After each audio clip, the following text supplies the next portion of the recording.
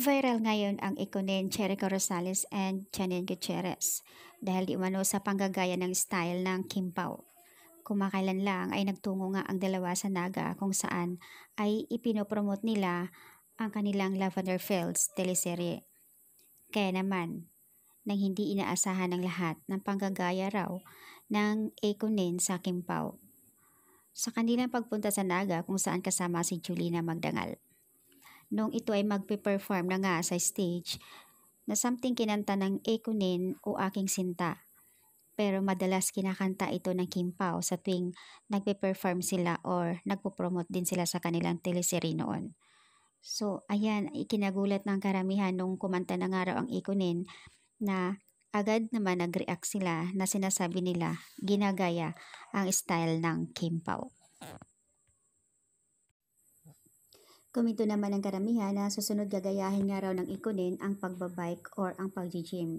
Dapat may originality talaga dapat sila, hindi pwedeng manggagaya.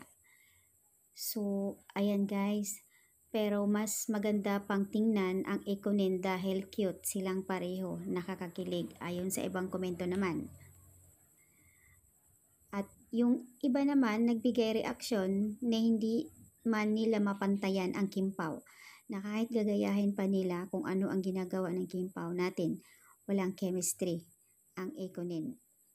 So, may kanya-kanya silang opinion guys. Kasi nga, ito nag-trending talaga ito. Ang dami nang bigay komento or napansin kasi sila yung kanta kasi yung style. So, yun yung napansin ng karamihan na ginagaya talaga raw nilang style ng Kim Pao. So, yung comment ng iba, reaction na iba, dapat may originality sila. Mahirap yung gaya-gaya, hindi nababagay sa kanila. So, ayan ang update guys ng Ekunin versus Kim Pao.